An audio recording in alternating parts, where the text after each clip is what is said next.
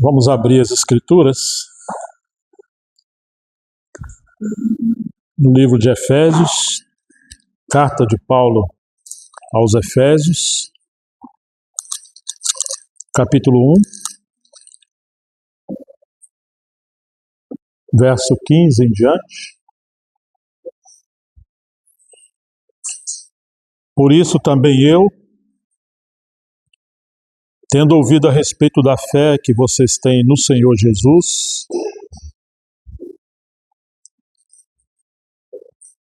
e do amor para com todos os santos, Efésios 1,16, não cesso de dar graças por vocês, mencionando-os nas minhas orações. Peço ao Deus de nosso Senhor Jesus Cristo, Pai da Glória, que conceda a vocês espírito de sabedoria e de revelação no pleno conhecimento dele. Peço que ele ilumine os olhos do coração de vocês, para que saibam qual é a esperança da vocação de vocês, qual é a riqueza da glória da sua graça nos santos, e qual é a suprema grandeza do seu poder sobre nós, os que cremos, segundo a eficácia da força do seu poder.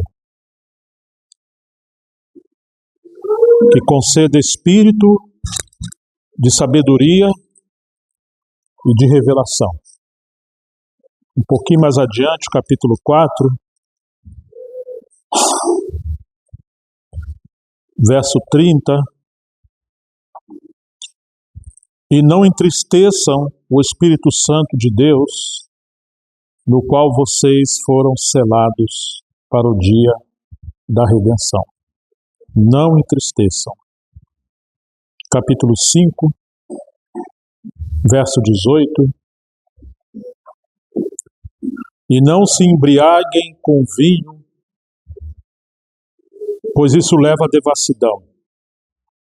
Mas deixem-se encher do Espírito, falando entre vós com salmos, hinos e cânticos espirituais, cantando e louvando com o Senhor, com o coração ao Senhor, dando sempre graças por tudo ao nosso Deus e Pai, em nome de nosso Senhor Jesus Cristo.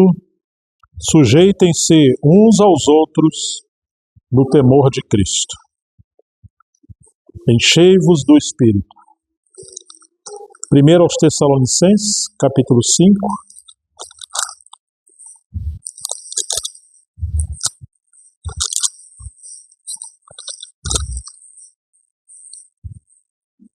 Verso 19. Não apaguem o Espírito. 1 aos Tessalonicenses 5, 19. Não apaguem o Espírito. Não desprezem as profecias. Examinem todas as coisas, retenham o que é bom. Abstenham-se de toda forma de mal. Espírito, sabedoria e revelação. Enchei-vos do Espírito. Não apaguem o Espírito. Vamos orar ao Senhor. Se alguém quiser orar.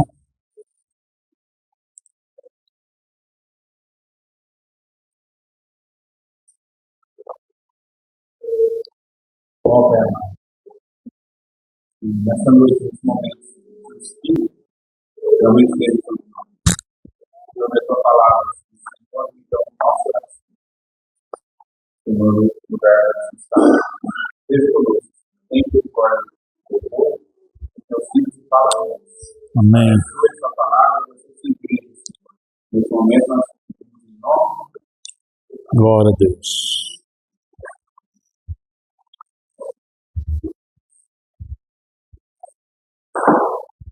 Sim, Senhor, nós concordamos com a oração do nosso irmão. Só possa nos falar, possa nos guiar, possa operar essa obra maravilhosa da liderança do Espírito Santo no meio do teu povo, nos conduzindo em sua plena vontade, Senhor. Seja a tua unção sobre nós, Seja a tua graça sobre nós, Senhor. Que seja o espírito de sabedoria e revelação sobre nós. Leva-nos a encher-nos do teu espírito, falando entre nós com salmos, hinos, cânticos de adoração ao Senhor no coração e nos sujeitando uns aos outros, Senhor. Ó Deus, livra-nos de apagar o espírito, possamos avivar, como disse Paulo a Timóteo, aviva o dom de Deus que há em ti. Ajuda-nos a avivar, a inflamar a obra do teu espírito em nosso espírito, Senhor. Nós entregamos esse tempo nas tuas mãos, pedimos a tua graça, que o Senhor nos guie mais uma vez, para a glória e honra, louvor do teu precioso nome. Amém. Nós vimos na mensagem anterior, com a graça de Deus, as promessas de Jesus sobre o Espírito Santo para o seu povo. Ele nos daria o Espírito Santo. Ele seria o nosso consolador, nosso encorajador, nosso mestre instrutor, nos guiaria em toda a verdade. Mesmo se houvesse perseguição, não deveríamos temer quanto ao que falar. Ele falou isso aos seus discípulos e, obviamente, podemos tomar emprestado essa palavra para todos nós. Ele nos daria sabedoria e palavras do que deveríamos falar.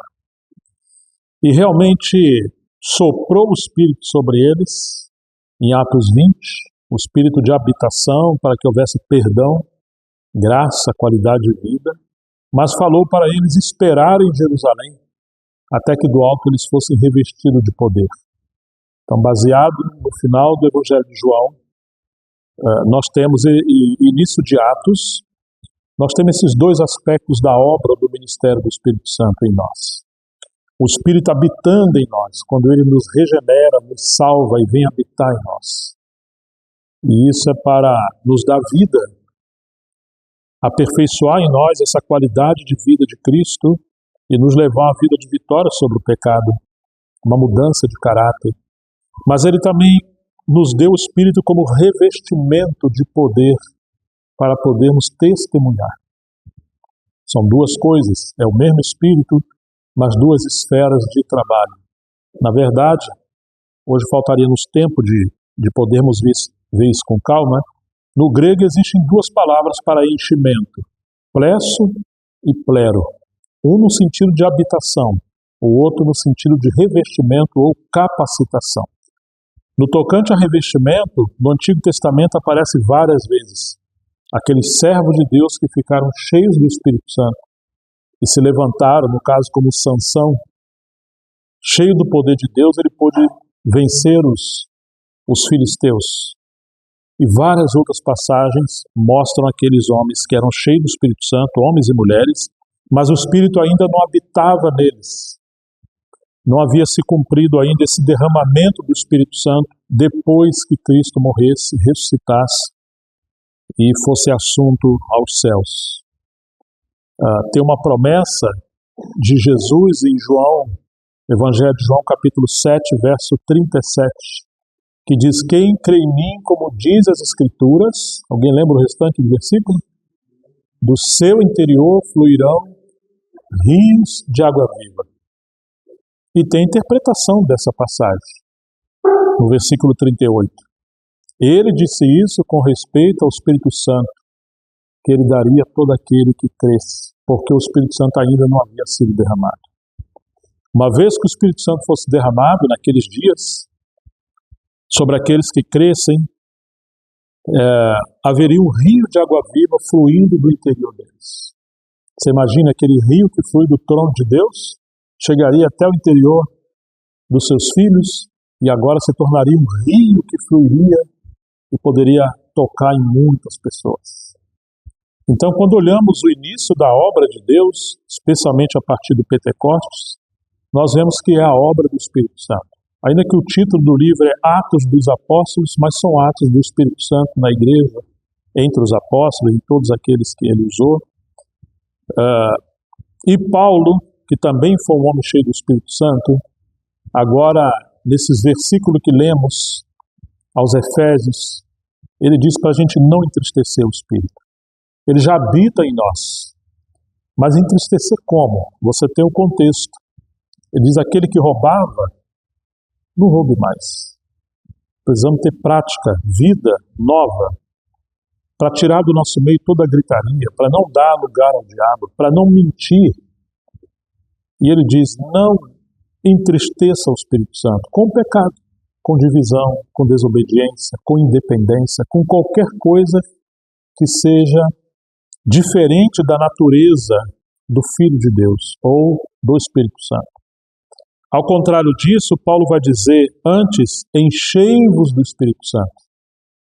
No capítulo 5:18. Não vos embriagueis com vinho que há contenda, mas enchei-vos do Espírito Santo. Muitos de nós não estamos nos embriagando com bebida, mas estamos nos enchendo do Espírito Santo. Então a ordem ali é que, por um lado, não devemos ser bêbados com bebidas alcoólicas, no caso lá era vinho. Ele não está proibindo o vinho ali, era o contexto da cultura, mas ele está alertando sobre a embriaguez. Uma vez embriagado, se perderia o bom senso e haveriam dissensões e tantas coisas, a origem de atos pecaminosos. Mas, por outro lado, enchei-vos do Espírito. Então, se alguém não bebe ao ponto de cair, ou ficar bêbado, mas se ele também não se enche do Espírito Santo, então esse versículo não está sendo obedecido.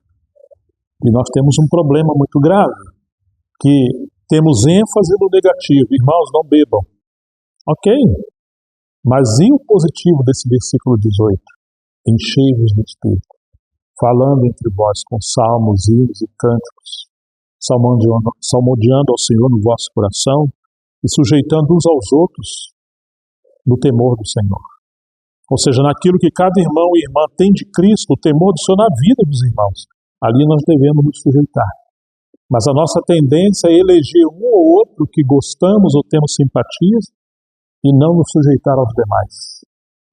E quando o Senhor está usando os demais, ainda que seja um jovenzinho, mas se é o Espírito Santo que deu algum talento, alguma dádiva, algum dom, e não nos sujeitamos, entristecemos o Espírito Santo. E no lugar de ficarmos cheios, vamos nos tornando vazios do Espírito Santo.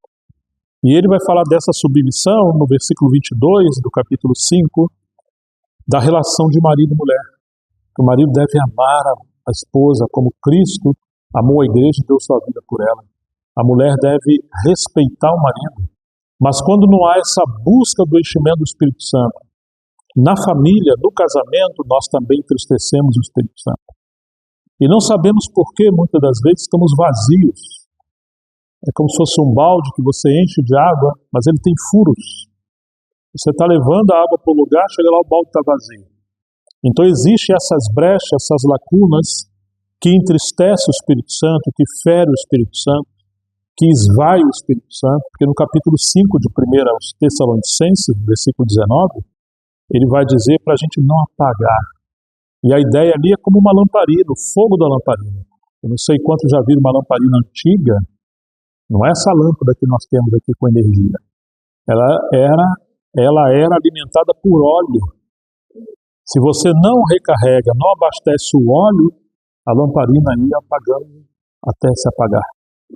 Então, o óleo que representa o Espírito Santo, nós precisamos ser cheios do Espírito Santo para que esse fogo do Espírito Santo entre nós não se apague. Precisamos buscar a presença de Deus. Que pena que as coisas se tornaram tão sistemáticas em muitos lugares que muitos não creem mais na obra do Espírito Santo na igreja. Existe uma onda teológica chamada cessacionismo, que acredita-se que o ministério do Espírito Santo em relação a milagres, dons, operações, línguas e profecias cessaram no primeiro século. E de alguma forma, a obra do Espírito Santo foi sendo apagada, porque muitos não creem mais que Deus opera essas obras abundantes. Se por um lado encontramos em 1 Coríntios Paulo ordenando a igreja, faça tudo com ordem e decência, porque havia muitos movimentos, muitos estavam cheios do Espírito Santo, e muitos eram como meninos que não sabiam lidar com isso. Por outro lado, essa exortação entre nós quase não pode ser falada, porque não temos abundância da obra do Espírito Santo entre nós. Quando falamos faça tudo com ordem e decência, é arrumar as cadeiras, chegar no horário certo, respeitar o que está falando, o que está presidindo. Mas não tem a ver, quase nunca, não tem a ver com a movimentação, com o mover do Espírito Santo entre nós. Porque lá, em 1 Coríntios 14, 26, Paulo pergunta: que fareis, irmãos, quando vos reunir no mesmo lugar? Uns têm salmos, outros têm... Alguém lembra? Hã? A gente nem lembra direito dessas coisas, estão vendo? Essa reunião de mutualidade que tinha na igreja de Corinto. Mas fica subentendido que eles eram tão cheios de graça e do Espírito que havia muitos dons entre eles. E Paulo está orientando, quando eles se reunirem, como a igreja deveria ser conduzida, porque agora é a condução do Espírito Santo. É Ele que vai guiar, é Ele que vai conduzir. E tudo seja feito com ordem e decência, porque o espírito dos profetas está sujeito aos profetas. Fala em 2 ou 3 profetas, se o que tiver sentado for revelado alguma coisa, o que está falando fique calado. E o que tiver sentado, fale. Mas ele diz que está sujeito o espírito dos profetas aos profetas para não haver desordem, pessoas falando demasiadamente. Ou aquele que ora em língua, se não tiver interpretação, cale-se e fale consigo mesmo diante de Deus, a menos que haja interpretação. Então Paulo está colocando ordem porque havia esse movimento do Espírito Santo, essa obra maravilhosa entre eles, e deveria ter uma condução espiritual para que houvesse então ordem e decência. Você achou aí, né, Davi? Perdão, Mateus. Que fareis, irmãos, quando vos reunir no mesmo lugar? Uns têm salmo, outros têm doutrina. O que mais?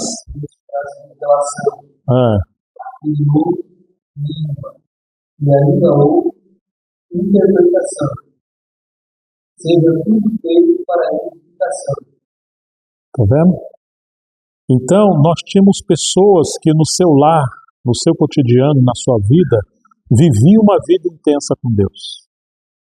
Quando os irmãos se reuniam, era como uma festa ágape, aquela festa de amor, onde cada um trazia um prato, trazia alguma coisa para comer. Mesmo que alguém fosse bem pobrezinho, podia fazer um suco de limão. Mas raramente alguém vinha de mãos vazias. Como aprenderam no Antigo Testamento, ninguém se apresente diante de mim com mão vazia. Então essa reunião é uma reunião de mutualidade, onde cada um compartilhava algo que ele está ganhando, ou ela está ganhando, diante de Deus na sua jornada com o Senhor. Mas era aquela comunhão do Espírito Santo entre eles, então poderiam testemunhar o que eles viveram durante a semana.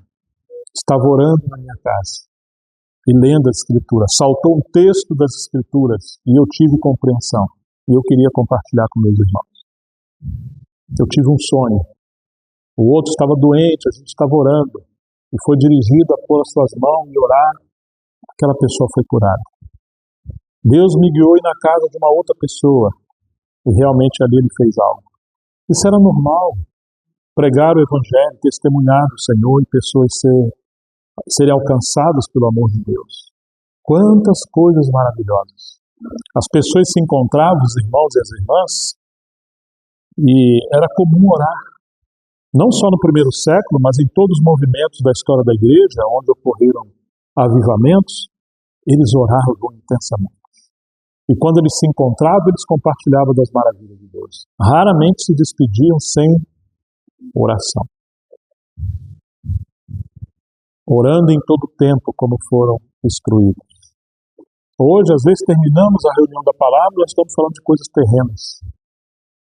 Cosmético, carro, política, futebol. O Espírito Santo vai embora.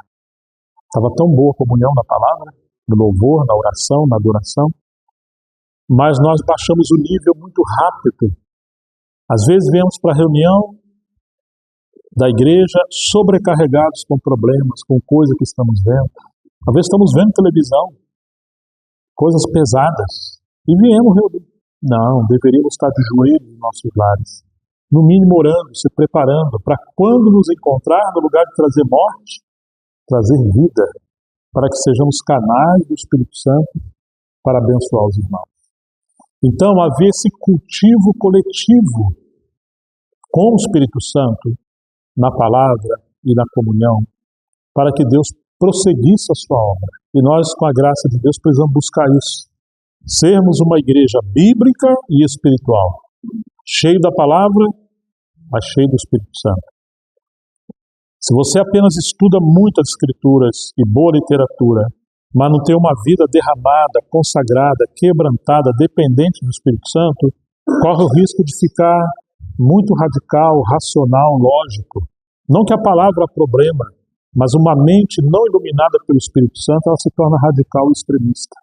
E se apenas buscarmos a vida espiritual e não termos doutrina e vida na palavra, corremos o risco de entrar no misticismo ou no neopentecostalismo. Então Deus nos quer numa vida equilibrada entre palavra e Espírito, como se fossem dois trilhos do trem. Sermos cheios do Espírito Santo, sermos cheios da palavra, para que a obra de Deus possa prosseguir. Se a gente pudesse ressaltar os versículos, as histórias, onde o Espírito Santo aparece dirigindo a igreja no livro de Atos, e não apenas no livro de Atos, nós vamos encontrar Paulo falando do Espírito Santo, ressaltando o Espírito Santo, assim como os outros escritores do Novo Testamento, entre uma linha e outra, ou entre um contexto e outro, vamos encontrar o Senhor, o Espírito. E desejar essas coisas, isso nos alimenta e vai abrindo caminho para desejarmos uma vida cheia do Espírito Santo. Imagine que são meio-dia, você ainda não almoçou. Aí alguém para perto de você, seu amigo, sua amiga, e começa a falar sobre uma picanha na brasa, aquela coisa maravilhosa. Gente, será que vai abrir o apetite? Acho que vai, né? Será que vai dar desejo? Vai. Agora imagine se ele vai caminhando com você e passa perto da churrascaria, aquele cheirinho. Será que vai dar? Mas não é somente isso. Em qualquer área da nossa vida, quando você começa a falar de algo, a imaginação começa a funcionar, a alma começa a desejar, o coração começa a desejar. Quando a gente vê a foto da Joaninha, por exemplo, alguns aqui estão vendo a foto. Que saudade! Não é maravilhoso? E assim é a vida cotidiana. Se você tem um filho longe, um parente longe, se você tem um filho e está trabalhando, você não chegou em casa, dá aquela saudade, né? E quando você chega em casa, não deveria chegar com roupa suja, mão suja e abraçar logo a criança, né? A mão de rua, como a gente fala no Rio de Janeiro. Mas a gente às vezes perde até a etiqueta e vai lá e tanto amor e tanta saudade, queremos ver aquela pessoa.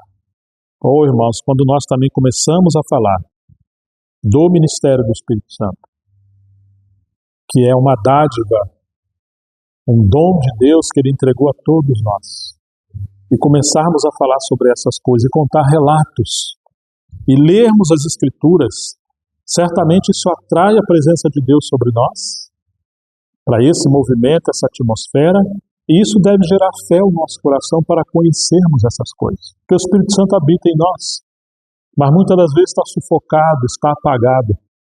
Como disse Paulo, não entristeçais o Espírito, não apagueis o Espírito. Então o que tem que fazer? Enchei-vos do Espírito. Transbordeis do Espírito. Não devemos fazer nada por partido, por competição, mas por humildade, considerando cada um, o outro, superior a si mesmo. O Espírito Santo sempre vai se mover por meio daqueles que cultivam uma vida de humildade e de pureza, mas a arrogância, o orgulho, a murmuração, a contenda, a rebeldia afastam o Espírito Santo. Então, queridos, poderíamos inclusive ter uma conferência para falar do ministério do Espírito Santo e ter algum material para a gente ler com antecedência, pelo menos as passagens, para considerarmos essas coisas e desejar o Espírito também como Espírito de sabedoria e revelação para conhecermos as riquezas da palavra de Deus.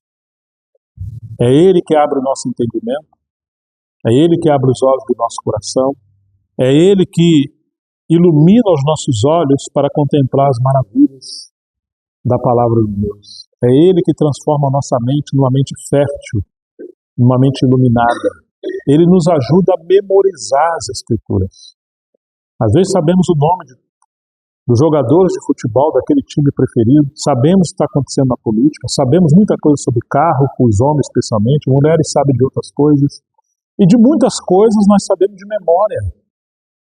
E às vezes nossa cabeça está tão cheia de coisas terrenas, materiais, que não há espaço para memorizar a palavra de Deus.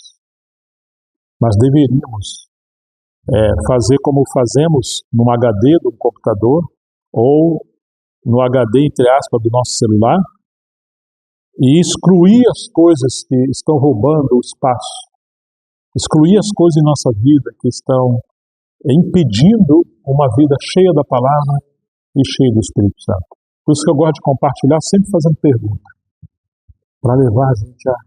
E alguns falam, puxa, eu sabia de cor, agora não lembro mais. E que tristeza é isso quando nós lembramos de muitas coisas, mas não lembramos das coisas de Deus. Onde nós moramos, nós ajudamos as crianças a memorizar versículos da Bíblia desde pequenininho. Começou a falar e pedir coisa,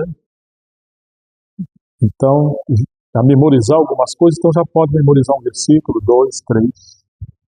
E a gente faz isso como meio da família também se envolver com a palavra. E que ruim quando uma criança é estimulada a memorizar um versículo e ela apresenta isso nas reuniões.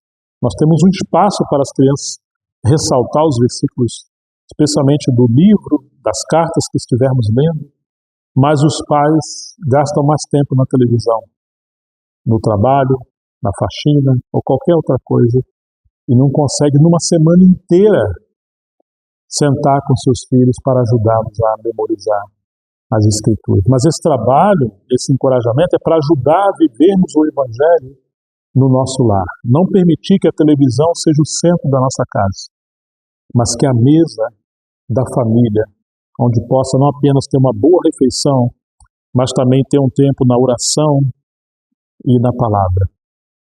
Às vezes, quando estamos estudando um assunto, nós pedimos à família, por exemplo, quando aconteceu que estudamos o livro de Filipenses, ou a carta de Filipenses, então toda a família, marido, mulher, com os filhos, e quem mais morasse na casa, deveria ler essa carta na semana inteira. Vamos tratar o capítulo 1, então vamos ler várias vezes. Por um lado, ler a carta uma vez ou outra, mas aquele capítulo vamos ler várias vezes. E compartilhe em casa o que está ganhando, o que está aprendendo. E quando chegamos na reunião do Ministério da Palavra, como a palavra flui, porque estamos constituídos pelas Escrituras e o Espírito Santo pode fluir de maneira viva entre nós. E além disso, vários são estimulados a compartilhar também. Podemos dividir aquele capítulo em várias passagens, como ele já é subdividido, e um irmão se encarrega na próxima reunião trazer aquele estudo da palavra. Durante a semana, podemos indicar uma literatura, um comentário de servos de Deus que foram gigantes, homens da palavra, para enriquecer a mensagem dele. Claro que primeiro tem que ir somente as Escrituras, e nenhum comentário, nem ler nota de rodapé. Que hoje também temos um problema, as pessoas não lêem a Bíblia, mas lêem os comentários, as notas de rodapé, ou livros, e não lê as Escrituras. Então nós vamos nos tornando pouco a pouco uma igreja cheia da palavra e cheia do Espírito Santo. E não temos só um irmão compartilhando a palavra, nós podemos ter muitos irmãos, e na mutualidade, irmãos, irmãs e crianças. Então esse tema do Espírito Santo poderia ser um tema que poderíamos, durante semanas ou meses, podermos escolher livros da Bíblia, especialmente Lucas, João e o livro de Atos, quantas vezes a palavra Espírito Santo aparece, em que contexto. E as promessas de Deus para nós como seus filhos. Quais são essas promessas? Será que poderemos reivindicá-las pela fé no nome do Senhor? Será que essas promessas também são para nós? Por exemplo, quando a Bíblia diz que nós não sabemos orar como convém. Alguém lembra que tem isso na Bíblia? Porém, o Espírito Santo faz o quê? Com gemidos, porque não sabemos orar como convém. Alguém lembra onde está isso? Romanos capítulo 8, 26, né? Será que essa promessa ou essa palavra vale para nós também? O que vocês acham? Foi só para os cristãos do primeiro século? Claro que essa palavra é para nós, né? 8:26. Então, queridos, nós poderíamos visitar isso, compartilhar essas coisas, se queremos voltar ao ministério do Espírito Santo. E orarmos de acordo com essas promessas. Orarmos de acordo com essa palavra.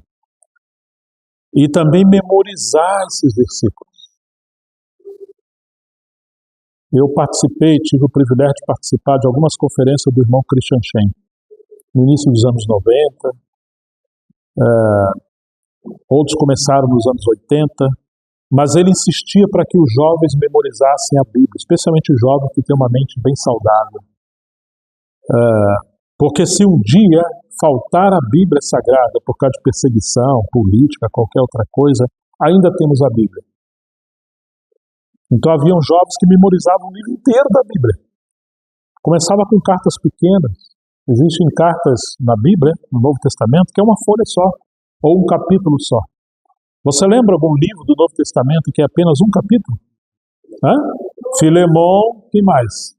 Judas, 3 João. São pequenininhas. Quando nós começamos em Montemor a ajudar os jovens e todos os irmãos a memorizar as escrituras, a minha filha maior estava memorizando o Evangelho de João, e de uma vez ela falou o versículo 1 a 18, e ela memorizou na revista, na Bíblia Almeida Atualizada, de João Ferreira da Silva, não errou nenhuma vírgula. Falei, puxa, filho.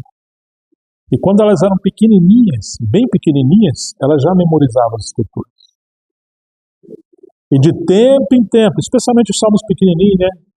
Salmo 23, Salmo 131, algumas porções, Salmo 4, verso 8, em paz também me deitarei e dormirei, porque tu estás comigo. Na hora de dormir, a gente memorizava esses versículos sobre a bênção do dormir. E assim sucessivamente. De tempo em tempo, falei, minha filha, você poderia citar o Salmo 131 para não deixar morrer. E chamava as 3. E uma começava, a outra ajudava, mas não perdia. E até hoje eu dou uma provocada ainda. Filha, quando elas liam um livro da Bíblia, ou um livrinho que eu dava para elas lerem, depois eu pedia para elas fazerem uma redação. Um resumo do que é aquele capítulo, aquele livro e o que elas aprenderam. E através desse resumo eu saberia se elas ganharam, se entenderam, se não tinha que ler de novo. E eu ajudava, eu estava junto. E a mente vai sendo constituída. E citava, e recitava, e comentava. E graças a Deus criamos nossas filhas, não como uma coisa especial, melhor do que os outros. Não, uma vida normal. A viver o Evangelho na família. Tem um fato que aconteceu muito engraçado. Um irmão visitou nossa casa, era um amigo meu de muitos anos, e na hora do café as 3 eram pequenininhas, 5, 6 e 7, ou 4, 5 e 6. Eram bem pequenininhas. Lá é uma carreirinha, tá? É uma filha por ano, as 3. Eu dormia, quando acordava tinha uma menina do lado. O que é isso aí? É uma boneca? Né? Mas de onde veio? Então é 1 ano de diferença, né? E aí uma falou assim, irmão, você está lendo a Bíblia? Claro, estou lendo a Bíblia. Aí a outra, qual livro da Bíblia você está lendo? Estou lendo João. Aí a outra, quantos capítulos tem o Evangelho de João? Aí ele parou. E qual é o assunto principal do Evangelho? Como ele é dividido, ele falou, peraí, se essa é a condição de tomar café, eu não sei se eu vou tomar café. Uma segura, a outra bate. E ele já era um irmão que servia entre os santos por muitos anos. Mas, porque essa era a normalidade. Nós poderíamos, por exemplo, sobre as escrituras, a autoridade da escritura, voltar para as escrituras, nós poderíamos tomar caminhos para crescermos na palavra de maneira muito simples. Por exemplo, quantos livros mesmo temos na Bíblia? O total? 66. Quantos no Antigo Testamento? Está perguntando demais, né? E quantos no novo? Tem 66. Você entendeu? Bom, então temos tanto. Qual é o primeiro livro? Temos 5 primeiro, né? Se a gente pudesse resumir cada livro com uma só palavra, só para aprender a memorizar os livros da Bíblia, qual é a palavra que poderíamos usar para Gênesis? Princípio. Só uma palavra. E o livro de Êxodo fala de quê? Né? Saída, Êxodo. Só uma palavra para memorizar isso para criança né? Depois de Êxodo é Gênesis, Êxodo, depois vem o quê? Levítico. Fala sobre o que, Levítico?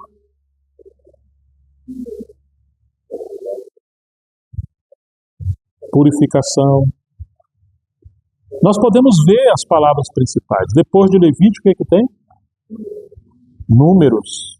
Será que Números fala, hein? Números. Mas ele fala de ordem. Não, mas aí é muito fácil, né? A mente preguiçosa. Número fala de números. Não, vamos esforçar. E depois tem Deuteronômio. O que fala Deuteronômio?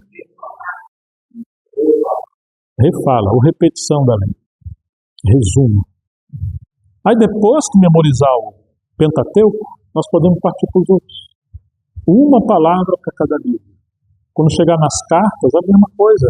Daqui a pouco você vai ver, puxa, eu ainda não sei muita coisa da Bíblia, mas eu sei que temos tantos livros no Velho, no Antigo Testamento, tantos no Novo, e que podemos resumir cada livro com uma palavra. E aí podemos resumir também a natureza de cada livro. Quais são os livros, por exemplo, o Pentateuco, que são os 5 livros da lei, os 5 livros de Moisés. Nós podemos ver os livros históricos, temos os livros dos profetas maiores, temos os profetas menores. Então, você tem a divisão dos livros do Antigo Testamento. No Novo Testamento, você tem os 4 primeiros livros. Quais são?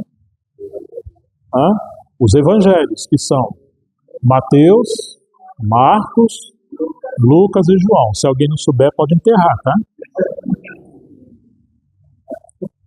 E depois de João, o que vem? Um livro histórico, como tem os livros históricos no Antigo Testamento. Então temos os evangelhos, que são livros da biografia do Senhor, um livro histórico, que é o livro de Atos. E depois de Atos, qual livro que vem?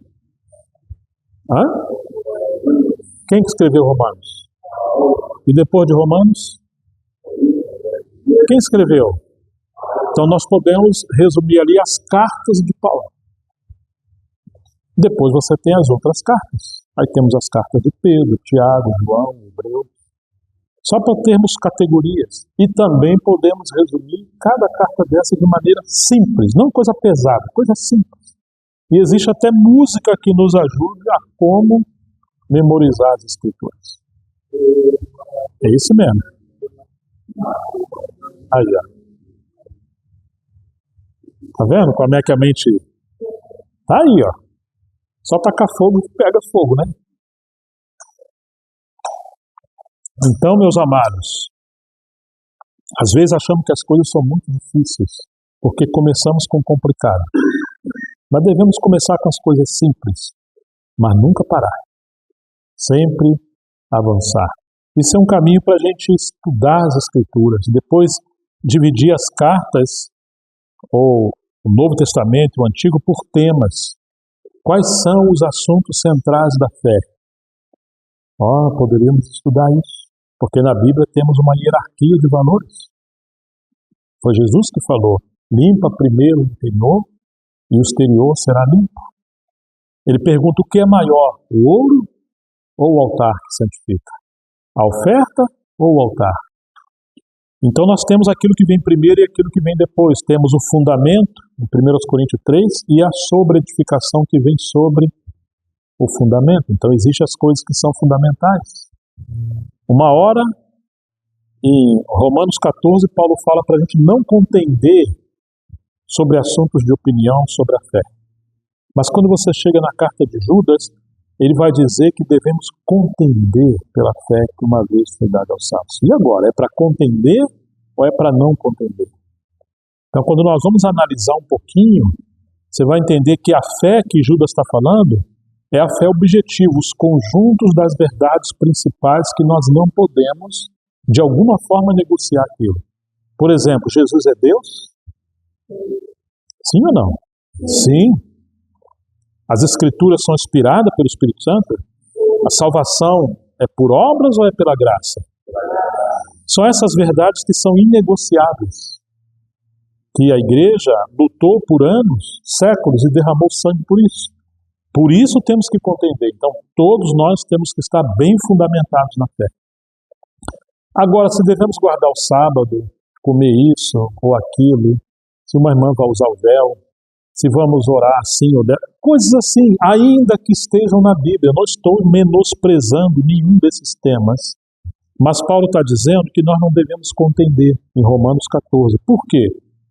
Um crê que tudo pode comer, e o que é fraco, come legume. Mas o que come legume, sabe o que ele pensava? Que ele é o forte. E o outro, que comia uma carninha de porco, uma linguicinha, uma costelinha de porco, esse tadinho era um profano, porque eram gentios, e eles se aproximaram pela fé. Um faz separação entre dia e dia, tá certo? O outro julga igual todos os dias.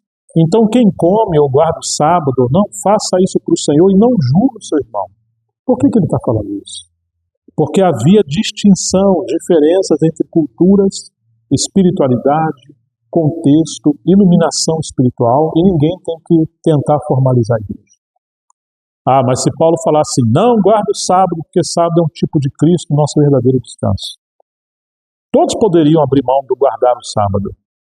Mas se perguntasse, irmão, por que você deixou de guardar o sábado? Você é um judeu, criado desde pequeno, você sabe que no sábado não pode trabalhar. Ah, eu estou fazendo porque o apóstolo Paulo pediu, ordenou, mas ele não tem convicção. Estão me entendendo? Então ele falaria do sábado como descanso que ele deixou de praticar, mas não entrou no descanso que é Cristo, que a Bíblia também fala que ele é o nosso descanso.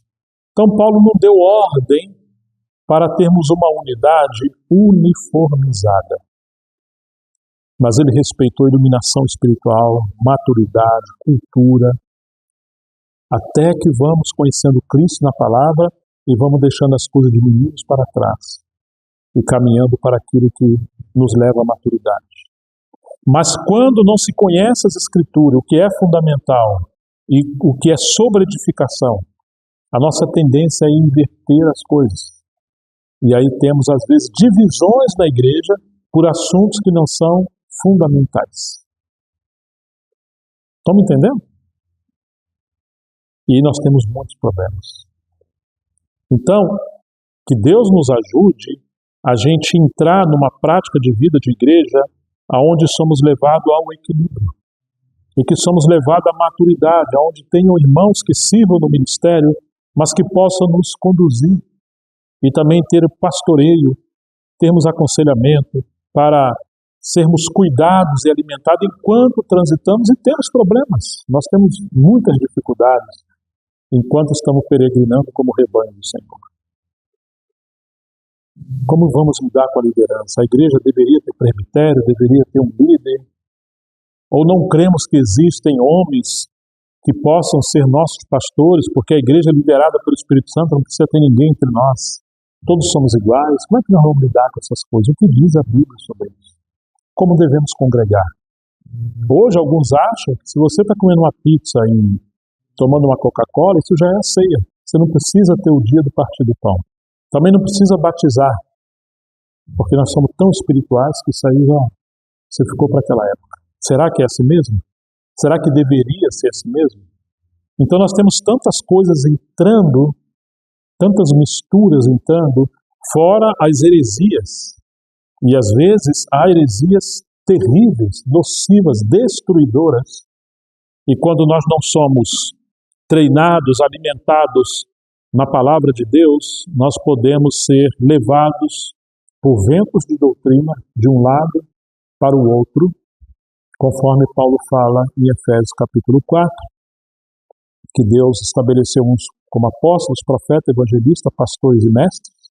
Está em Efésios 4:11, acho que todo mundo sabe. E ele diz que o propósito desses ministérios é aperfeiçoar, equipar os santos. para a obra do seu serviço, do seu ministério, ou seja, o serviço de cada santo. E todos nós servimos ao Senhor, para que o corpo de Cristo seja edificado. E nós não sejamos meninos, ou como meninos agitados, sendo levados por vento de doutrina de um lado para o outro, por homens que têm um coração com outras motivações e querem nos enganar. Mas devemos fazer isso até atingir a maturidade. Então, em Efésios 4:13, ele fala da unidade do Espírito, que não temos que buscar, porque já temos, nós só temos que preservar e não nos dividir. Mas no versículo 12, ele fala até que venhamos atingir a unidade da fé. Está entre o 12 e o 14. Então, essa nós temos que trabalhar para crermos iguais. Não no que aquele ou esse movimento ou aquele líder falou, ou aquilo na história da igreja. Não, mas aquilo que é central na Bíblia em relação a Cristo. A fé que uma vez foi dada aos santos. E quando chega no versículo 16 do capítulo 4 de Efésios, ele vai falar do outro nível de unidade. É uma unidade orgânica de serviço, aonde cada membro, no seu devido lugar, unidos por juntas e ligaduras, efetua o seu crescimento. O corpo efetua o seu próprio crescimento pelo funcionamento de cada irmão e irmã. Por estarmos ligados à cabeça, seguindo a verdade em amor. Então, no versículo 3 temos unidade do Espírito, no versículo 12 a 14, unidade da fé, e no 15 e 16 temos uma unidade orgânica de serviço. Assim como o membro, qualquer membro do seu corpo está aí organicamente ligado a outros membros do seu corpo e ele está funcionando. Devemos orar e buscar esse enchimento do Espírito Santo na palavra até o ponto de nenhum membro entre nós está assim em órbita, sem saber o lugar dele, só reclama. Mas ele não está vinculado, encaixado em amor e sabe o seu serviço, o talento, o seu dom e como ele pode servir, não individualmente. Nenhum de nós vamos bem individualmente, mas nós vamos coletivamente quando cada membro está ligado ao seu lugar. E isso é algo que só a cabeça pode coordenar, mas ela vai coordenando pela vida que flui, pelo Espírito Santo que flui, quando nós caminhamos dessa forma. Foi o mesmo Jesus que falou: errai-vos por não conhecerem as Escrituras e o poder de Deus. Se não conhecermos as Escrituras e o poder soberano de Deus, nós vamos errar. Então temos que, como um pássaro que tem duas asas, errai-vos. Nós precisamos conhecer as Escrituras e o poder de Deus que é Cristo, mas também o poder sobrenatural de Cristo, ou de Deus pelo Espírito Santo, que opera tudo em todos. E assim nós vamos poder ter uma assembleia bíblica e espiritual. O livro de Atos é uma maravilha, que poderíamos ler e comentar, porque vemos como que o Espírito Santo foi vivificando a palavra, revelando a palavra, enchendo homens e mulheres da palavra, e como foi esse processo glorioso, esse progresso glorioso da obra de Deus. Puxa, irmãos, temos tantas coisas para trabalharmos na presença do Senhor que faltaríamos tempo e precisaríamos de tempo mesmo para nos aprofundarmos, termos aquela imersão nas Escrituras. E será que precisamos disso? Muito, não? Olha o que aconteceu, por exemplo, em Atos capítulo 8, que é uma palavra de ânimo para nós. Se alguém puder ler do versículo 1 ao 4. Estevão foi martirizado, tá? Vamos apenas lembrar isso, No capítulo 6 tem aquela murmuração das viúvas dos hebreus, murmurando porque as viúvas dos gregos estavam sendo menosprezadas na distribuição do cuidado da alimentação delas.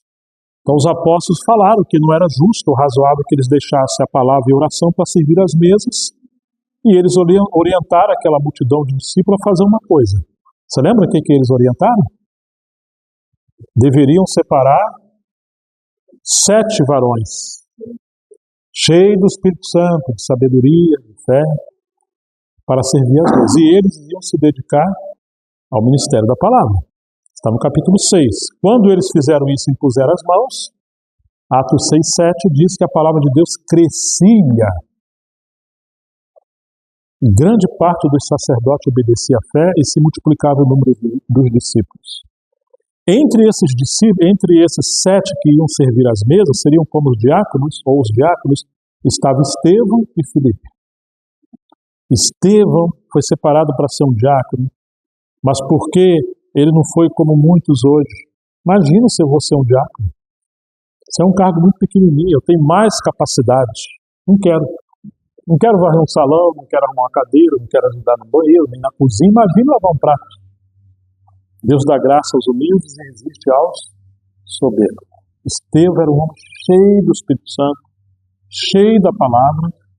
E já no capítulo 7, você vê ele discursando com a liderança dos judeus, de maneira que eles não podiam resistir o Espírito e a sabedoria com que Estevão falava. Quando eles não resistiram, eles se levantaram contra Estevão. E eles levaram Estevão para fora e foram apedrejar Estevão. Estevão disse que via os céus abertos e o Filho do Homem em pé. Eles mataram Estevão e depositaram as vestes dele aos pés de um jovem chamado... Ali começou o trabalho de Deus na vida de Saulo, tá vendo? Então chegamos no capítulo 8 e vamos ler os versículos de 1 a 4, se alguém puder ler de voz alta. E também Saulo sentiu na morte dele. Desde aquele dia, uma grande perseguição contra a igreja que estava em Jerusalém, e todos foram dispersos pelas terras da Judéia e da Samaria, exceto os apóstolos. Os varões piedosos foram a Estevão e fizeram dele grande branco. E Saulo assolava a igreja, entrando pelas casas e arrastando homens e mulheres, encerrava na prisão. Mas os que andavam dispersos iam por toda parte anunciando a palavra. Obrigado, irmão. O versículo 4 está dizendo que os que foram dispersos iam por toda parte que eles foram espalhados pregando a palavra. Quem eram esses que estavam indo pregando a palavra? Eram os apóstolos? Não, porque todos foram dispersos, exceto os apóstolos. Então os apóstolos ficaram, tá aí, viu, gente? Matéria de 3ª e 4ª série, tá? Tá aí no texto. Não pode ser os apóstolos porque eles ficaram em Jerusalém, tá certo? Então quem são esses? Olha, Paulo vai dizer, a escritura está dizendo que Saulo assolava a igreja, versículo 3. Como que ele assolava a igreja? Entrando pelas casas, arrastando o quê? Mulheres também? Então elas também serviam ao Senhor. Elas também estavam, digamos, gerando uma ameaça para esse sistema religioso. Elas não eram as líderes da igreja, as bispas ou presbíteras da igreja, mas eram pessoas simples, cheias do Espírito, cheias da palavra. Estão entendendo? Que às vezes nós temos preconceito contra o serviço das irmãs. Mas você vai encontrar nos evangelhos, inclusive as mulheres que cooperavam com o ministério de Jesus. Em Romanos 16 temos muitas mulheres que cooperavam com o ministério de Paulo. E tem essa coisa na nossa cabeça, né? Que às vezes a mulher é só para ser boa dona de casa, isso e aquilo. Que bom que sejam boas donas de casa, boas cozinheiras, criem bem seus filhos, sim, é verdade. Mas não somente isso, elas não podem trancafiar o Cristo que habita nelas, o Espírito Santo que habita nelas. Nós temos responsabilidade no plano terreno, social, mas nós também temos responsabilidades espirituais. E essas irmãs serviam ao Senhor cheias do Espírito Santo. Então Paulo assolava a igreja entrando pelas casas, porque havia essa vida da igreja pelos lares, porque a igreja está sendo perseguida, e arrasta homens e mulheres. Então eles foram expulsos, escorraçados, distribuídos, espalhados por muitos lugares. Mas versículo 4 diz que enquanto isso os que foram dispersos iam por toda parte, não murmurando, chorando, lamentando. Estava anunciando a palavra. Aquela palavra que estava na boca dos apóstolos, agora estava nos lados de todos os irmãos e irmãs. Eles não vinham simplesmente para assistir alguém pregando. Eles eram alguém que amava o Senhor, amava a palavra, praticava a palavra e também tinha um compromisso de espalhar a palavra. Então eles iam para muitos lugares. Aí Filipe chega a Samaria anunciando Cristo, há muitos milagres e curas. Os espíritos, versículo 7, imundos, saíam gritando em alta voz, e muitos paralíticos e coxos eram curados. Houve grande alegria naquela cidade. Era um avivamento extraordinário.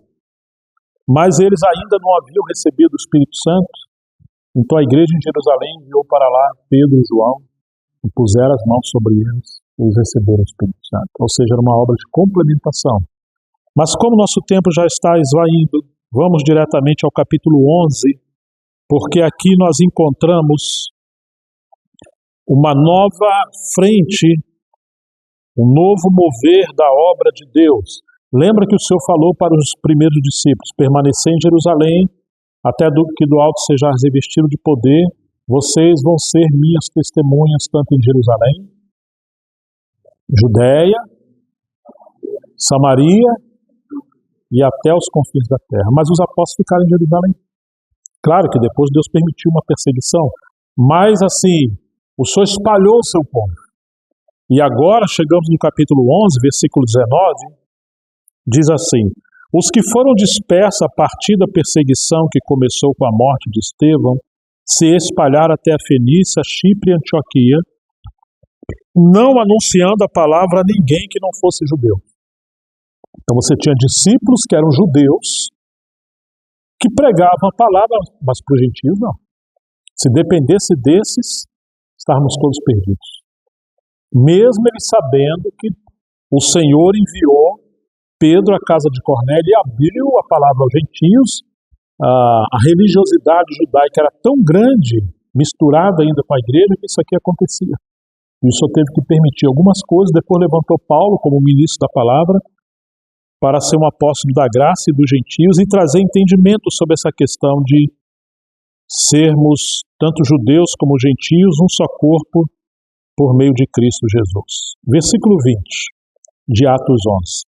Alguns desses discípulos, porém, que eram de Chipre e de Cirene, e que foram até Antioquia, falavam também aos gregos, anunciando-lhes o evangelho do Senhor Jesus. Então, possivelmente, no dia de Pentecoste, haviam, de fato, diz que haviam, crentes e prosélitos, judeus e prosélitos, de todas as nações. E haviam pessoas também dessas regiões que agora participaram daquele Pentecoste e também ouviram a palavra de Deus e chegaram aqui. Eles foram perseguidos. Então diz que eles passaram a anunciar o evangelho do Senhor Jesus também para os gentios. E o que aconteceu ao versículo 21, a mão do Senhor estava com eles e muitos crendo se converteram ao Senhor. Quando se prega o evangelho, a mão do Senhor está presente. Olha que coisa maravilhosa. Não foram os grandes apóstolos, foram pessoas comuns, que eram homens e mulheres de oração, pregou o evangelho. Versículo 22.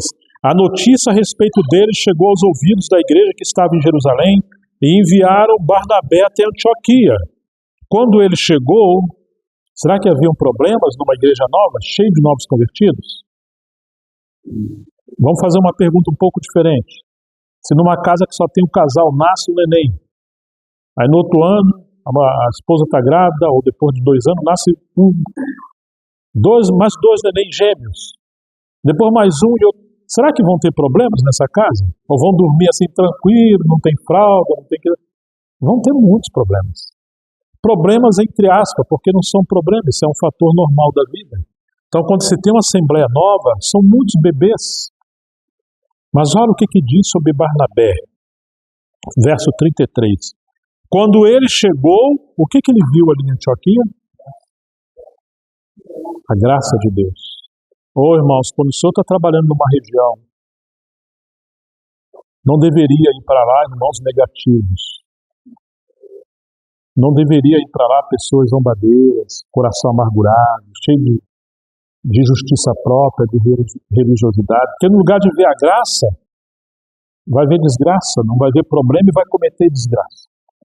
Você pega uma criancinha chorando, fez xixi, o cocôzinho dela e tal, você vai ficar bem, porque minha filha ou meu filho está saudável. Agora, se o neném não chora, Deu 24 horas, nem um xixi? Ah, você vai ficar muito preocupado, né? Se o José não chora, o Zé Luiz não entendeu? Então, quando Barnabé chegou ali, claro que tinham situações, ainda mais que era um contexto de judeus e gentios, mas ele viu a graça de Deus. E quando ele viu a graça de Deus, ficou triste. O que diz a Bíblia? Ele se alegrou.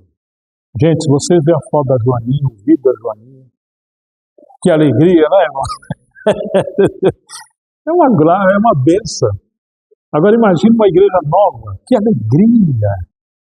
Mas por que chegam alguns como se fossem esse judaizante e quer impor regras? Tantas coisas. Então ele se alegrou, porque ele viu ali a graça de Deus. Exortava a todos aqui com firmeza de coração, permanecessem em quê? No Senhor. Não levou eles para lugar nenhum. Não apresentou outras coisas para eles. Nenhuma literatura, nada. Permaneçam no Senhor. Mas por que Barnabé fez isso? Porque ele era homem bom. O que mais? Cheio do Espírito Santo e de que mais? E de fé. E por consequência disso, muita gente se uniu a Barnabé. Está vendo? Hoje as pessoas estão se unindo àquele líder, ai dele se visitar outro lugar e tal. Você vê aqui Barnabé, um homem cheio do Espírito Santo. Ele era filho da consolação, como era apelidado. Depois Barnabé foi a Tarso à procura de Saulo. Que humildade! Não poderia fazer aquilo sozinho? Não poderia. Por quê? Porque ele viu que o trabalho era grande, a obra era grande. E Paulo tinha um ministério diferente dele. Versículo 26. E quando o encontrou, levou para Antioquia, e durante um ano inteiro se reuniram naquela igreja e ensinaram numerosa multidão. Eram poucos convertidos, agora a Bíblia está dizendo que eles ensinaram numerosa multidão. Em Antioquia, os discípulos foram pela primeira vez chamados semelhantes a Cristo, cristãos. Alguns acreditam, estudiosos, por perseguição, hostilidade, um termo pejorativo, outros que, de alguma forma, eles eram chamados de pequenos cristos. De uma forma ou de outra, eles receberam esse apelido, porque a vida deles estava sendo transformada, impactando a sociedade. Naqueles dias, alguns profetas foram de Jerusalém para Antioquia, e apresentando-se um deles, chamado Ágapo, dava a entender, pelo Espírito, que haveria uma grande fome em todo o mundo. Essa fome veio nos dias do imperador Cláudio. Os discípulos, cada um conforme as suas posses, resolveram mandar uma ajuda aos irmãos que moravam na Judéia, e eles o fizeram, enviando essa ajuda aos presbíteros por meio de Barnabé e Saulo. Você vê que era uma igreja nova, já está operante, cheia de boas obras, crescendo. Eles vão a Jerusalém, e você vê que essa igreja com fome, Deus agora envia esse profeta Ágapo para ali. Quando a igreja tem fome por Deus, querendo crescer, o Senhor envia profetas, envia servos dele. Agora eles vão a Jerusalém, vão a Judéia levar essa contribuição, e aí chegamos no capítulo 12, nós vemos que Herodes mandou prender alguns da igreja para os maltratar, mandou matar a Tiago ao fio da espada. E isso aconteceu, e depois mandou prender Pedro. E Pedro, que ia ser entregue no outro dia, estava dormindo. Será que estava cheio do Espírito Santo? Hoje, com um pequeno detalhe, tem um boleto para pagar amanhã, ou semana que vem, ou pequena coisa, já perde o sono. Com pequenas coisas. Pedro ia ser martirizado. E Pedro estava o quê? Dormindo. Na carta dele, ele fala para não andar ansioso por coisa alguma, porque ele tem cuidado de nós. Quando Pedro aprendeu? Lembra-se um dia que Jesus os conduz, ele sobe no barco, e o Senhor fala que eles iam chegar do outro lado. Mas veio uma grande tempestade, o mar ficou revolto. Você lembra o que Jesus estava fazendo? Dormindo. Ele estava com a cabeça na almofada. Os estudiosos da época dizem que aquela almofada que ele estava deitado ali, a cabeça dele descansando, era a almofada onde o responsável pela embarcação deveria estar sentado conduzindo o barco. Mas não tem um condutor. O que tem é Jesus e ele está dormindo. Aí os discípulos falaram: o senhor não se dá conta que nós vamos morrer? Vamos todos perecer? E ele repreende: homens de pequena fé. Ou eles dormiam com Cristo, que não iam fazer, ou repreendesse o mar e o vento, porque Jesus falou que eles iam chegar do outro lado. Jesus repreende e eles falam: quem é este homem que até o mar e o vento lhe obedecem? Então Pedro estava muito ansioso, eles estavam ansiosos naquele momento. Mas eles olharam o mestre dormindo. E agora o mestre repreendeu o vento e o mar. Algumas tempestades são formadas por demônios que se movimentam. Assim como aconteceu com Jó. Um grande movimento. Você tem fogo, tempestades terríveis, seus filhos morreram, suas propriedades, seu gado. Ainda que diz fogo veio da parte de Deus. Mas diz que foi o inimigo. E na vida cristã vamos ter muitos problemas. E às vezes não discernimos que é o inimigo. Mas porque Pedro foi treinado no meio das tempestades e ele aprendeu a descansar no Senhor, agora Pedro também está dormindo quando ele está na prisão. E quando ele escreve a sua carta, ele fala: lançamos sobre ele toda a vossa ansiedade. Por quê? Porque ele tem cuidado de vós, homens que andaram com Deus. E porque eles passaram por essas experiências e foram cheios do Espírito Santo, eles podem conduzir a igreja. E nós precisamos de irmãos e irmãs assim, que têm uma vida, uma história com Deus e passaram por provações, mas pela graça, pela direção do Espírito Santo, pela fé na palavra, venceram. E agora podem encorajar o rebanho também a como prosseguir. E depois que isso aconteceu, Pedro foi liberto por um anjo. E Pedro vai até a casa de Maria, mãe de João Marcos. O que a igreja estava fazendo na casa de Maria? Orando por Pedro. E Deus ouviu. Quantas maravilhas nós encontramos nesse livro sobre a obra do Espírito Santo conduzindo a igreja. Por aquele tempo, versículo 20, Herodes vai fazer um discurso e as pessoas gritam como se fosse Deus, e porque ele não deu glória a Deus, versículo 23, quando disseram, o 22, é voz de um Deus e não de homem, no mesmo instante, versículo 23, um anjo do Senhor feriu Herodes, por ele não haver dado glória a Deus, e comido de vermes expirou. Dá a entender que antes dele expirar, o verme já estava comendo ele, verme. Entretanto, a palavra de Deus crescia e se multiplicava. No 6:7 diz que a palavra crescia e prevalecia. Agora diz que ela crescia e se multiplicava. Já está na boca de todos os discípulos e chegando em muitos lugares. Barnabé e Saulo, cumprida a sua missão, voltaram de Jerusalém trazendo consigo João, também chamado Marcos. Eles estão sempre multiplicando cooperadores, sempre trazendo. E, enfim, chegamos no capítulo 13. Havia na igreja de Antioquia profetas e mestres. No começo eram simples irmãos. E aí chegou Barnabé. Depois chegou Paulo. Aí vem Ágapo e profetiza e vai embora. Mas aí veio João Marcos. E agora nós encontramos profetas e mestres. Pelo menos 5. Então uma igreja que está crescendo em números, em ministério, em maturidade.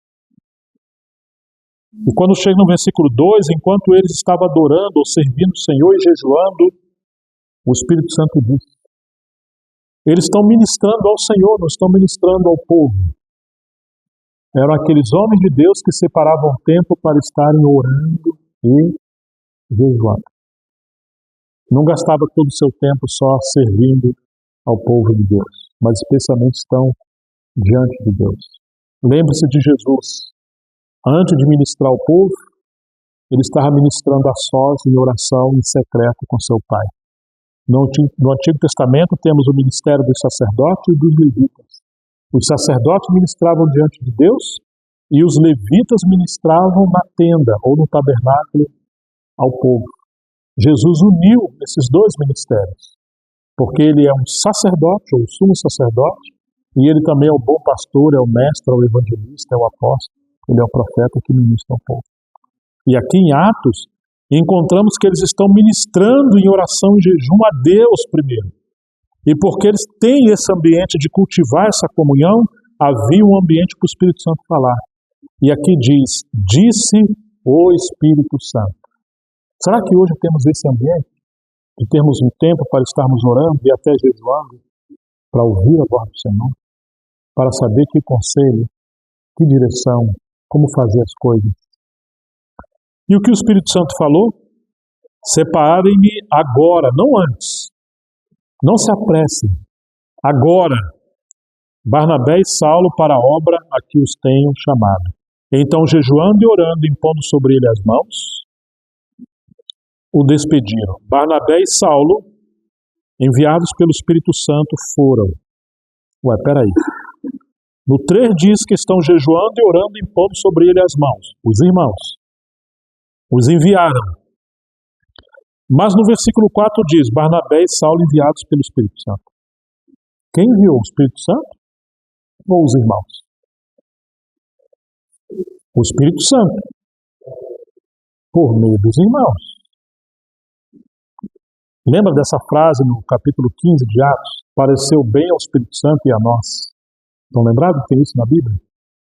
Isso é a comunhão do Espírito Santo na igreja. Não são homens que estão controlando.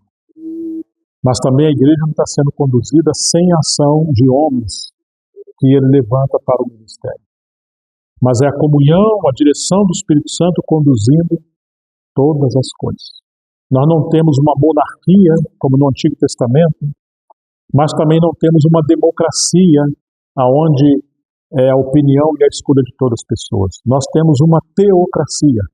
É o governo de Deus pelo Espírito Santo, ou o Espírito Santo que é Deus, por meio daqueles que ele levanta para representar o governo, a liderança do Espírito Santo. Separai-me agora Saulo e a Barnabé para a obra que os tenho chamado. Nem toda a igreja foi chamada para sair. Eles tinham que ficar. Deus chamou 2. Eles foram, depois voltaram. E que obra maravilhosa, porque eles pregaram o evangelho em muitos lugares, surgiram as igrejas em muitos lugares. Na volta eles estabeleceram presbíteros e ficaram um tempo com a igreja e depois saíram de novo. E esse era o ministério deles. Estão sempre saindo, vão e voltam. Quem via a igreja, eles de alguma forma, entre aspas, prestavam conta, porque a igreja não é um hotel onde a pessoa sai e volta quando quer e não presta conta a ninguém e não tem comunhão com ninguém. Não, não é assim. Mas eles tinham esse ministério de sempre sair para fortalecer as igrejas, encorajar as igrejas, colocar as igrejas em ordem. Eles não interferiam no governo, eles não tinham o governo das igrejas locais, eles eram cooperadores daqueles que serviam as igrejas. Mas porque tinham o ministério da palavra, estavam debaixo da liderança do Espírito Santo, então eles davam esse suporte, esse ministério itinerante de poder ajudar e servir a muitos desses que o Senhor estava avivando e servindo.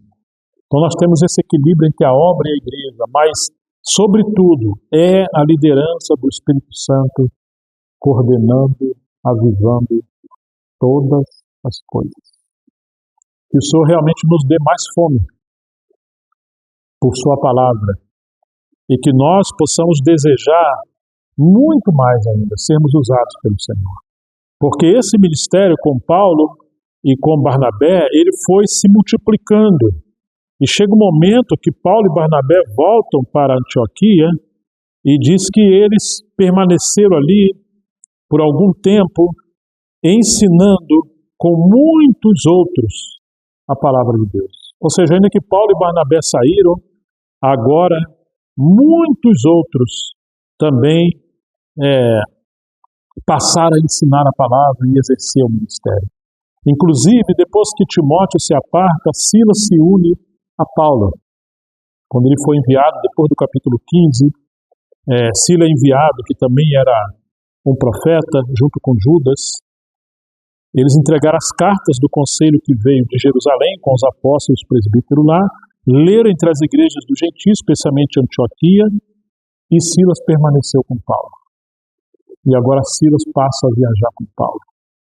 E você vai encontrar essa multiplicação de irmãos sempre servindo, sempre multiplicando, sempre crescendo, e a palavra de Deus prosperando, a palavra de Deus crescendo, e Deus operando essa obra maravilhosa que também chegou até nós.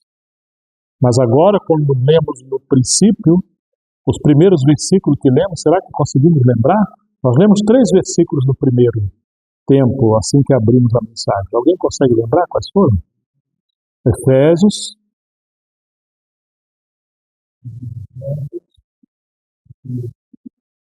4.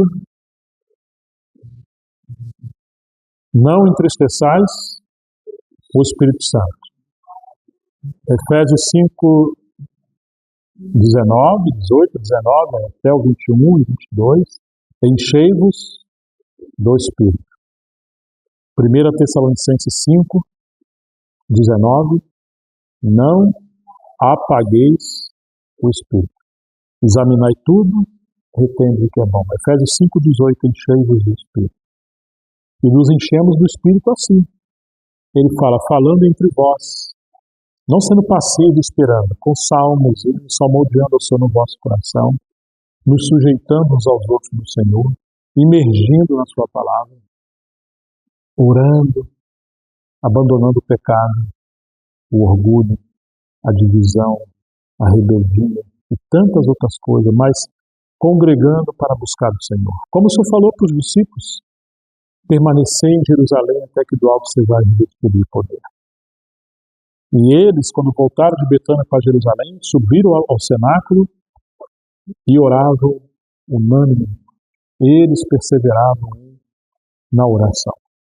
Depois que Pedro prega e se converte cerca de 3.000 almas, Atos 2:42, eles perseveravam na doutrina dos apóstolos, na comunhão, no partir do pão, nas orações. Perseverar.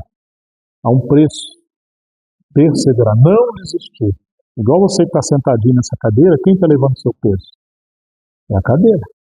Mas se tirar a cadeira, você fica do jeitinho que está aí, Matheus? Não fica, né? Cai. Assim é a igreja. Precisamos desses pilares. Perseverar no ministério da palavra, na comunhão.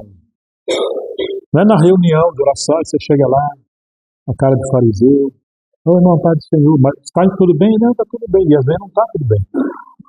Não nos importar, não cuidar, não orar, não servir, não contribuir. Não, é termos compromisso e amar e servir, nos encontrarmos sempre. Andar juntos, servir juntos, cuidarmos uns dos outros juntos, pregar o Evangelho juntos, perseverar na comunhão, no partir do pão, nas orações. Quando temos isso fervorosamente, a obra de Deus, ela vai se multiplicando. Que o Senhor nos ajude, que o Senhor nos capacite, que esse compartilhar da palavra, de maneira tão imperfeita, mas que isso nos dê, provoque fome, abra o nosso apetite espiritual, nos dê desejo. E nos nossos lares, lembre-se, irmão, o Senhor falou, onde tiver 2 ou 3 reunidos em meu nome, marido e mulher já são 2. Dobra o joelho, antes de qualquer coisa. Coloca o seu bebê no meio, suas crianças, vamos orar. A gente ouve muito falar da igreja, é o corpo de Cristo, é a noiva de Cristo, é o exército, é o novo homem, é o guerreiro, é tanta coisa. Mas Jesus também falou, e está tudo certo, minha casa será chamada casa de oração. A igreja precisa ter oração, intercessão, perseverar na oração, priorizar a oração. Mas em muitos lugares, reunião da palavra, se tivermos um irmão que tem o dom da palavra, enche. Reunião de oração, vê uns gatos pingados. Devemos inverter isso se quisermos que Deus aviva a sua obra. E nos nossos lares, perseverar em oração. E nós somos muito atacados pelo inimigo para não orar. Muito atacado. Precisamos discernir isso. Se quisermos o mover de Deus, a obra de Deus prosperando, precisamos orar. Precisamos orar, precisamos ser fiéis ao Senhor, precisamos ter uma vida na palavra e uma vida de compromisso uns com os outros. Vamos orar ao Senhor. Vamos confiar no Senhor, que Ele aviva a sua obra aqui nessa região. Me permita ler um versículozinho e oramos. Atos 9:31. Pedi que alguém leia bem forte essa palavra, que é um texto espetacular, e eu creio que é o que Deus está fazendo aqui no Rio Grande do Sul.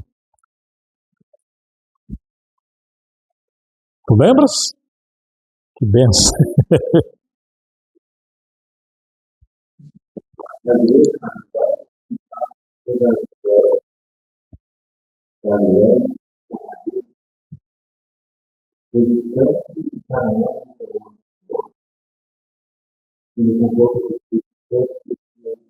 Obrigado, irmão. Algumas Bíblias falam as igrejas, porque no nosso tempo aprendemos que a igreja só tem duas esferas: a igreja universal e a igreja na cidade. Não tem outro aspecto. Mas aqui diz que a igreja crescia, caminhava no consolo, no conforto do Espírito Santo. Mas não está falando de uma igreja no aspecto universal e nem no aspecto de uma localidade. Nós temos aí regiões. Quais são essas regiões que estão aí? Versículo 31. São como se fossem estados, são províncias, compostas por várias localidades. Como assim a igreja? Nós aprendemos que a igreja é local e a igreja universal. Mas ela aí quebrou essa nossa, vamos dizer, essa nossa doutrina exclusivista. Será que somos mais sábios do que Deus? Não somos. A igreja é uma só. Só que ela aí tinha esse, vou usar um jargão que todos conhecem, esse intermesclar. Eles cooperavam uns com os outros. Eles não eram localistas. Transbordavam para além das esferas das suas localidades à medida que o Espírito Santo guiava. Não era um extrapolamento natural ou religioso. Não, a liderança das igrejas pertence aos presbíteros, mas não há limite para a comunhão. Há limite para a administração, mas para a comunhão, o gerenciamento, a obra do Espírito Santo, a comunhão dos santos, não tem limite. Mas ali nós temos, você vai ver o contexto, que Pedro está percorrendo essa região e transbordando da palavra e do Espírito Santo. Esse povo foi avivado e agora eles andavam juntos. Talvez se você falar hoje, a igreja lá na ponta do Rio Grande do Sul, com tantas cidades, está crescendo. Peraí, não, você está falando uma coisa errada. Não tem a igreja ali. Tem a igreja universal, que fazia parte de Paulo, Barnabé, Pedro, os irmãos da China, da Ásia, da Europa. 12 milhões de histórias da igreja. Ok. E a igreja em cada localidade. Mas falar da igreja numa região formada por várias localidades é uma heresia. E esse texto aí, como é que nós vamos fazer com isso? Ah, mas é a tradução. Não, não é não. No grego é exatamente a palavra no singular. E as versões também mais próximas do grego. Está falando da igreja. Você tem uma administração local, mas você tem uma comunhão ampla, aonde a comunhão do Espírito Santo está jorrando, fluindo e vinculando muitos irmãos. Que história é essa? Você mora na localidade. Aí daqui a 2 quadras tem a igreja reunindo lá, mas eu não vou reunir lá por quê? Porque eu sou de outra igreja, eu sou de outra cidade. Não, legal, mas você está sozinho? Sua família está sozinha? Mas eu não sou daquela localidade, sou de outra localidade. Eu não posso reunir lá, eles não podem vir aqui. Os irmãos que têm ministério da palavra pastoreio, que vão para lá. Mas aqui eles não deveriam vir porque eles são de outra localidade. Meu Deus do céu. São irmãos que estão no corpo e foram dados para nos abençoar, nos servir e crescermos juntos. Então esse texto fala da direção do Espírito Santo no corpo de Cristo e uma região que está sendo coberta pela presença de Deus, enquanto os santos que são de localidades respectivas, diferentes, mas eles se complementam, se servem, cooperam juntos enviam contribuições, irmãos que têm ministério servem uns aos outros. Não era uma desordem, não era um extrapolamento de limite, mas era um companheirismo tão bonito, tão rico. E alguns que tinham ministério local, o Espírito Santo começou a ampliar a esfera do seu serviço e eles passaram a ter responsabilidade espiritual com outras localidades. E se crescem nesse ministério, o Senhor vai abrir para outros estados, até cobrir uma nação, e quem sabe depois vai para outros países. Não temos controle sobre isso. Mas que problema quando somos religiosos e seguimos métodos e não a pessoa do Espírito Santo. Então a gente tem que amar esse versículo porque ele é uma resposta. O que o Senhor está fazendo aqui entre nós? A gente não sabe de muita coisa, mas tem um versículo aqui que a gente está longe disso aqui, mas não podemos negar que tem um ventinho soprando. E tem irmãos de diferentes localidades que estão se agrupando, se amando, se procurando, se ajudando, servindo. E temos tido até encontros agora da palavra e da comunhão, onde o Senhor tem usado para nos enriquecer, nos fortalecer. Vocês creem que o Senhor está fazendo isso? Eu creio. Hã? Não é maravilhoso?